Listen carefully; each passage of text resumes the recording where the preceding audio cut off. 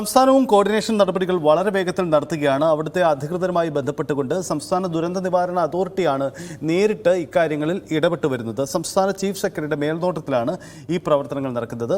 Chief സെക്രട്ടറിയുടെ വാക്കുകളിലേക്ക്. ഈ rescue operation വീണ്ടും ഇന്ന് രാവിലെ പുനരാരംഭിച്ചു. അവരുടെ ഭാഗത്തു നിന്നും നമുക്ക് ലഭിക്കുന്ന വിവരം അനുസരിച്ച് വെതർ പെർമിറ്റിംഗ് അവർ മാക്സിമം എക്വിപ്മെന്റ് ഉപയോഗിച്ചുകൊണ്ട് ഈ ഓപ്പറേഷൻ, ഈ സോയിൽ റിമൂവൽ നടത്തുമെന്നാണ് ഞങ്ങളോട് പറഞ്ഞിട്ടുള്ളത്. ഞാൻ നേരിട്ട് തന്നെ ചീഫ് സെക്രട്ടറിയുടെ ഓഫീസുമായിട്ട് ബന്ധപ്പെട്ടിരുന്നു. ഡിസാസ്റ്റർ മാനേജ്മെന്റിന്റെ ചുമതലയുള്ള പ്രിൻസിപ്പൽ സെക്രട്ടറിയുടെ ഭാഗത്തു നിന്നും റെഗുലറായിട്ട് അപ്ഡേറ്റ്സ് അവർ അയച്ചു തരുന്നുണ്ട്.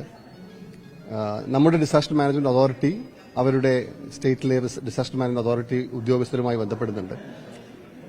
അവിടെ ഇപ്പോൾ ഈ റെസ്ക്യൂവിന് ഏറ്റവും എക്സ്പെർട്ടീസ് ഉള്ളവരെല്ലാവരും അവിടെ നിയോഗിച്ച് കഴിഞ്ഞിട്ടുണ്ട്. NDRF ഉണ്ട്, അവിടെ SDRF ഉണ്ട്, അതുപോലെ ട്രെയിൻഡ് ആയിട്ടുള്ള വോളണ്ടിയേഴ്സ് ഉണ്ട്.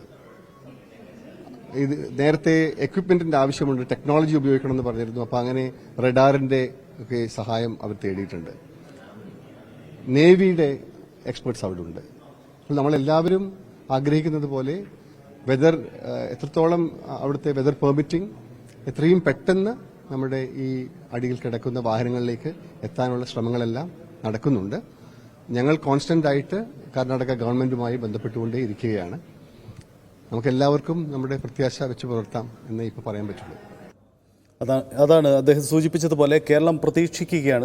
ഇതിന്റെ ആകാശ ദൃശ്യങ്ങളാണ്. അപകടത്തിന്റെ എത്ര കണ്ട് വലിയ വ്യാപ്തിയാണ് അപകടമുണ്ടാക്കിയതെന്നാണ്. ദൂരെ കാണുന്ന ആ പുഴയുടെ എതിർവശത്തുള്ള വീടുകളടക്കം ഏകദേശം 6-ലധികം വീടുകൾ പൂർണ്ണമായും തകർന്നു. അതായത് ഈ ഇങ്ങേക്കരയിലുള്ള മണ്ണിടിഞ്ഞ് വീണ്, ആ മലയിടിഞ്ഞ് വീണ് പുഴ കടന്ന് എതിർവശത്തുള്ള വീടുകൾ പോലും തകർന്നു എന്ന് പറയുമ്പോൾ എത്ര വലിയ ഒരു അപകടമാണ് അവിടെ ഉണ്ടായതെന്നാണ്. ഒരു പ്രദേശം പൂർണ്ണമായി ഇല്ലാതായി മാറുന്നു എന്നതായിരുന്നു അവിടെ ഉണ്ടായ ചിത്രം. അത്ര വലിയ ദുരന്തമാണ് ആ മേഖലയിലുണ്ടായത്. 200 മീറ്ററിലധികം മണ്ണ് മാറ്റിക്കഴിഞ്ഞു. ഇനിയും 300 മീറ്റർ മാറ്റിയാൽ മാത്രമേ ഈ കാറിൻ്റെ ലൊക്കേഷൻ, ഈ വാഹനങ്ങൾ കുടിയും കിടക്കുന്നുണ്ടോ എന്ന ലൊക്കേഷനിലേക്ക് എത്താൻ കഴിയുന്നു എന്നതാണ് ഏറ്റവും പുതിയ വാർത്ത. ഈ മണിക്കൂറുകളിൽ, ഈ മിനിറ്റിൽ വരുന്നത് റഡാർ അവിടെ എത്തിച്ചു. നേരത്തെ ജില്ലാ കളക്ടർ സൂചിപ്പിച്ചതുപോലെ റഡാർ സാങ്കേതിക വിദ്യയാണ് ഇനി നിർണായകം. കാരണം എന്തെങ്കിലും വസ്തുക്കൾ കുടുങ്ങി കിടക്കുന്നുണ്ടെങ്കിൽ അത് കണ്ടെത്താനുള്ള ശ്രമങ്ങളാണ്. ഒന്ന് മണ്ണിനടിയിൽ, മറ്റൊന്ന് പുഴയിൽ. ഈ രണ്ട് സാധ്യതകളും തേടിക്കൊണ്ട് റഡാർ ഉപയോഗിച്ചുകൊണ്ടുള്ള പരിശോധനയാണ് ഇനിയുള്ള മണിക്കൂറുകൾ നിർണായകമാവുന്നത്.